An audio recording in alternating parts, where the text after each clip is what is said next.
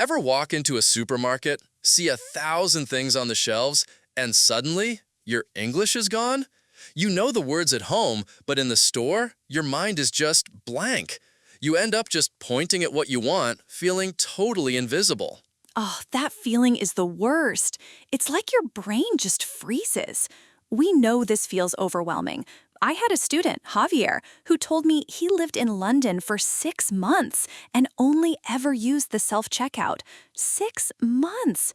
He was so afraid of a simple question like, "Do you have a loyalty card?" that he avoided speaking to cashiers completely. Exactly. It's this wall of fear. You feel like everyone is waiting for you to make a mistake. And we're here to tell you, you can break down that wall brick by brick. Today, we're going to show you how to turn the most boring errands, grocery shopping, mailing a letter, getting coffee, into your secret English learning superpower. And you don't need hours of study. In fact, today's third tip will probably save you 10 minutes of stress every single day.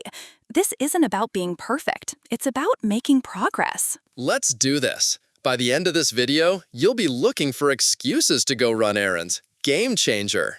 So why are we talking about grocery stores and not, say, verb conjugations? Because this is where English stops being a subject in a textbook and starts being a part of your life. We believe learning English isn't just about passing a test. Right. It's about the feeling you get when you successfully order a complicated coffee and the barista smiles and says, "Great choice." It's about being able to ask a store employee for help and actually understanding their directions. These small wins build massive confidence. Exactly. This is about connection. It's about feeling like you belong in your community. Think about it. This isn't just grammar. It's about finally being able to ask your neighbor where they got their beautiful plant, or joking with the person at the post office about the long line. It's about feeling human, not like a walking dictionary. My student Akiko tried these techniques. She was so shy. Her first mission was just to go to a bakery and ask, "Is the sourdough bread fresh today?" That's it. She did it, the baker said yes, and she came back to our class glowing. She said, "It was a tiny conversation, but it felt like I climbed a mountain." I literally get goosebumps hearing that, because that's what it's all about, that feeling of triumph. You're not just buying bread, you're building a new, more confident version of yourself. You're gaining the freedom to navigate your world with joy instead of fear. Okay, before we give you the solutions, we need to talk about the traps. There are 3 common mistakes almost every learner makes when they try to practice in the real world. And the first one is the most dangerous. Mistake number 1, being the silent observer. You go to the store, you get your things, you use the self-checkout, and you leave. You see everything, you hear everything, but you say nothing. We had a student, Carlos, from Brazil. Super smart guy, great English on paper, but in public, a ghost. He went to a hardware store to buy 1 screw. He spent 20 minutes searching every aisle because he was too scared to ask an employee, "Excuse me, where are the screws?" He was observing, but he wasn't participating. And we get it. It feels safer to be silent, but safety doesn't lead to growth. Every time you stay silent, you are reinforcing the idea that your English isn't good enough. It's a cycle we have to break. Which brings us to the second mistake, which is almost the opposite problem. Mistake number 2, the over-preparer. This is the student who writes an entire script before going to Starbucks. "Hello, I would like 1 medium latte with oat milk. No sugar. Thank you." That's so true. And scripting is a good start, but here's the problem. The barista never follows your script. They say something like, "warmed up," or "would you like cinnamon on that?" And your brain just, short circuits. Total panic. My student May did this. She had her perfect script for ordering a sandwich. The person at the counter asked, "Toasted?" May didn't have that word in her script. She panicked and just said, "Yes." She hates toasted sandwiches. She ate a sandwich she didn't even want because she was afraid to say, "Sorry, what does toasted mean?" Oh, May, we've all been there. The mistake isn't preparing. It's being so rigid that you can't handle a simple, unexpected question. Life is not a script. And that leads perfectly into the final, biggest mistake. Let's hear it. Mistake number 3, translating word for word in your head. You know what you want to say in your native language, so you try to translate it directly into English, but it often comes out weird. Face palm. Oh, this one is classic. My student Maria from Spain kept going to the pharmacy and saying, "I feel myself sick." She was translating "me siento enferma" directly. The pharmacist was so confused. In English, we just say, "I feel sick." That little word, myself, made it sound very strange. It's a super common issue. In many languages, you take a coffee. In English, you have or get a coffee. If you say, "I want to take a coffee," it sounds like you're stealing it. It's these small translation errors that can make us feel embarrassed and want to stop trying. But you shouldn't stop. These are not failures. They are learning opportunities. Every single one of these mistakes is fixable, and that's what we're going to do right now. All right, let's get to the good stuff. The action plan. This is your 4-step method to turn any errand into a successful practice session. Step 1, the one-question mission. Holds up one finger. Your goal for the entire errand is to ask one person one question. That's it. You don't need a long conversation. This lowers the pressure to 0. This is your level 1 quest in the video game of English. It's achievable and it gives you a clear goal. For example, at the grocery store, "Excuse me, where can I find the olive oil?" At the clothing store, "Do you have this in a medium?" At the library, "How long can I borrow this book for?" The beauty of this is that the answer is usually simple. They'll point or say aisle 5 or 2 weeks. It's a predictable and successful interaction. When you do this, high five. Mission accomplished. You've won the day. Boom! Easy. Okay, step 2, the narration game. This one you can do without talking to anyone, so it's great for warming up. As you walk around the store, you become the narrator of your own movie.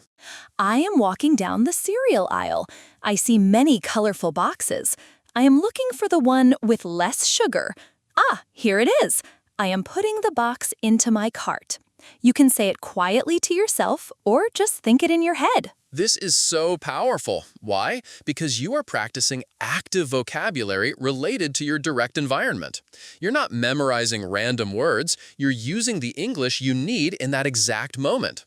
It connects the word apples to the action of picking up a real apple. It's a simple shift, but it's incredibly effective. Okay, are you ready for the tip we teased earlier? The one that will save you so much stress? Let's hear it. Step 3, the compliment opener. This is for when you want to have a slightly longer but still very low pressure conversation. People love getting compliments. It immediately makes the interaction warm and friendly. Wait, Emily, let me show you what happened to me last week. I was at a coffee shop and the barista had this really cool tattoo. Instead of just ordering my coffee, I said, "Hey, that's a really cool tattoo. Is it new?" Ooh, what did they say? He lit up. He said, "Thanks. Yeah, I just got it." We had a 30-second chat about it. The whole energy of the interaction changed. It went from a transaction to a connection. Then I ordered my coffee. It was so easy and positive. That's a perfect example. It could be anything. I love your earrings. This music you're playing is great. Wow, this bread smells amazing.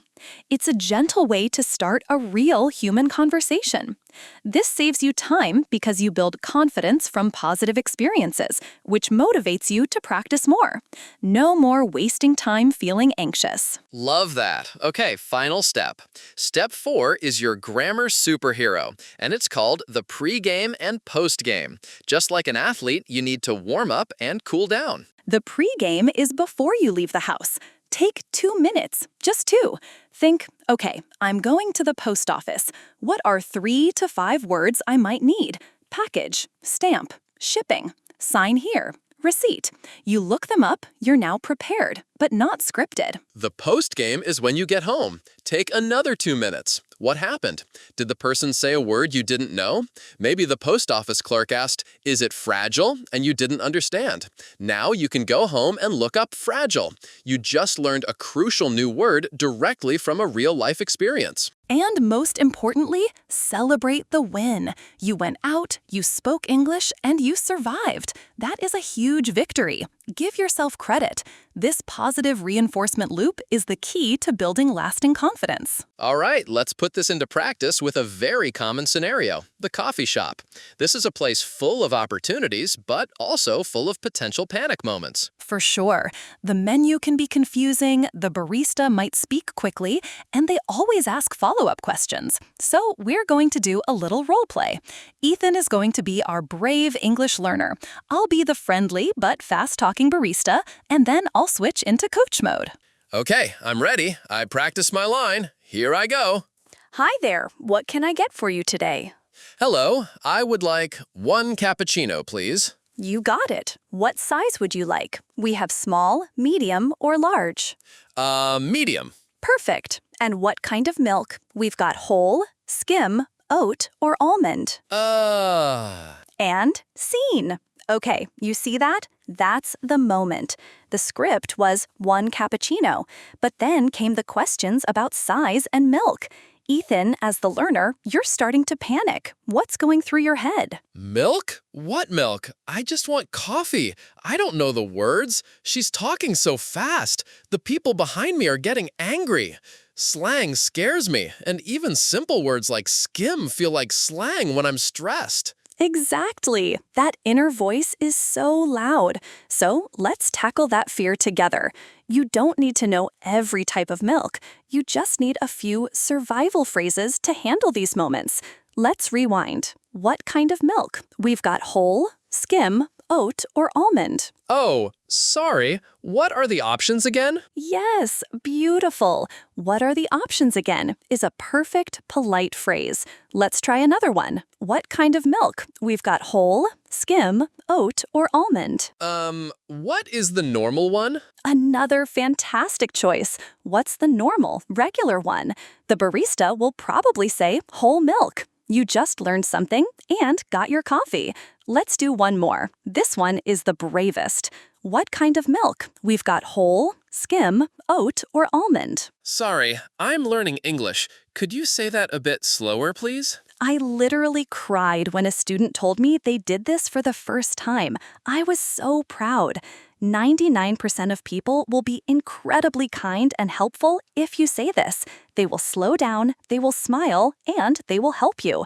It turns a moment of panic into a moment of human connection. Wow, okay, that feels so much better.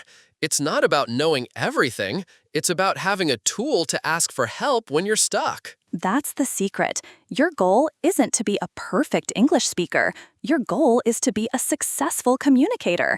And successful communicators ask for clarification all the time, even native speakers. All right, now it's your turn to practice. We're going to say a phrase, and then there will be a short pause for you to repeat it out loud. Don't be shy, say it with us. Ready? Let's start with phrases for the grocery store. I'll say it, then you repeat. Excuse me, where can I find the pasta? Do you have any more in the back?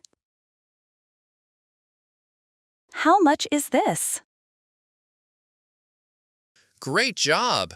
Now let's try some for a cafe or a restaurant. I'll say it, you repeat.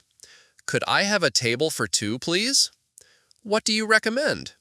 Can I get the bill, please? Pausing now. You're doing amazing.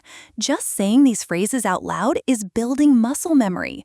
It's making them easier to access when you're feeling nervous. You're already one step closer. Okay, a few more. These are your all-purpose survival phrases. Sorry, I don't understand. Could you repeat that, please? How do you spell that? Fantastic. You did it. See, you already have the tools you need to handle almost any basic errand. We've covered a lot today. We talked about the mistakes that hold you back, like being a silent observer or over-preparing. And we gave you a 4-step plan, the 1-question mission, the narration game, the compliment opener, and the pre- and post-game review.